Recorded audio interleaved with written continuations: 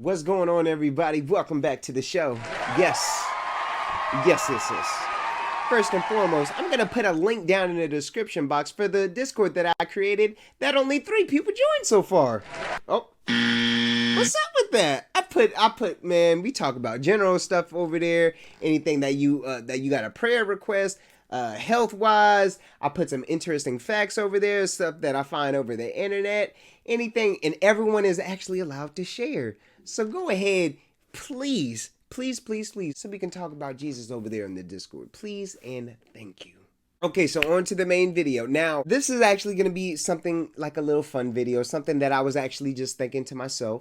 So I was thinking, I'll be like, man, like God did a lot of miracles back in like the Old Testament and everything. You'll just think, you just wonder about God's glory. You'll be like, okay, God did this, God did that. Be like, wow, okay, so which one is actually the best? Out of all the ones that I think is the most amazing and incredible, other than, Elijah calling fire from heaven, Enoch just going up to the chariot in heaven, Noah's Ark, which was actually a very good one. I think the best miracle ever, and it's so cliche, but like Moses splitting the Red Sea with just his staff. Now just hear me out on this one.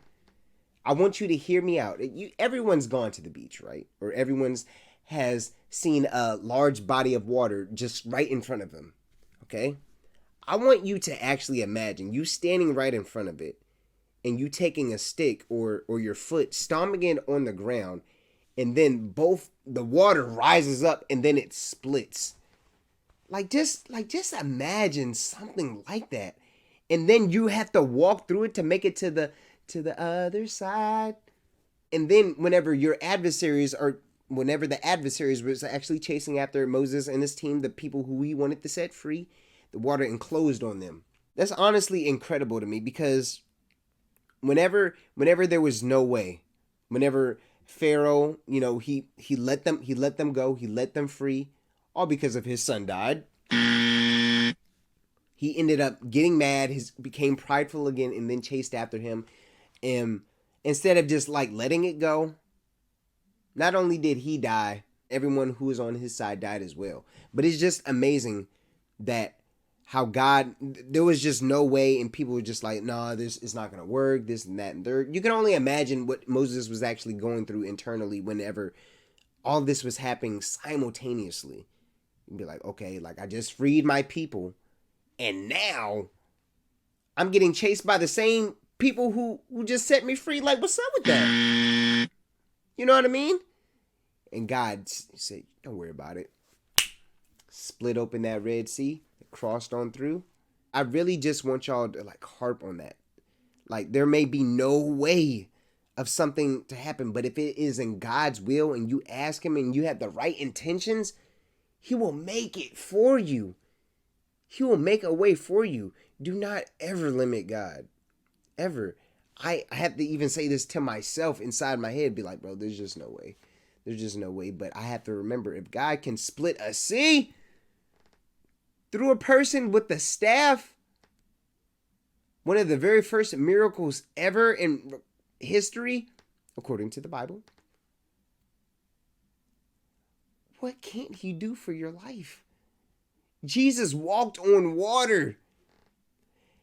By the way, that's very terrifying. I'm not gonna lie, bro.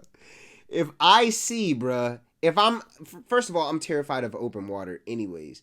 I can swim and everything, but just open water, no, I'm not gonna get seasick, but it's very terrifying. Very terrifying.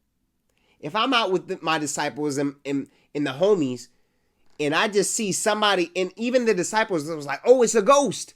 No, I want a ghost. It was Jesus. But if we on the ship or a boat or whatever, and I see Jesus walking on water, man, oh man. And then he called out Peter. Peter started walking on water, and then he did this. He looked down, and then he sunk. He sunk, right? And then Jesus lifted him out the water. That's incredible. So it only leads me to believe not only what he can do for your life, but I'm actually also thinking of the afterlife. Because something even small like that is incredible. splitting the sea. You know, in your imagination, yeah, you can do that. Yeah, you can split the sea. Yes, you can call down fire from heaven. Yes, you can resurrect in your imagination. Yes, you can walk on water in your imagination. But in reality, you can't do that. You can't do that, bro. So I just wanted to give a praise moment to God because that is just crazy to me. You know?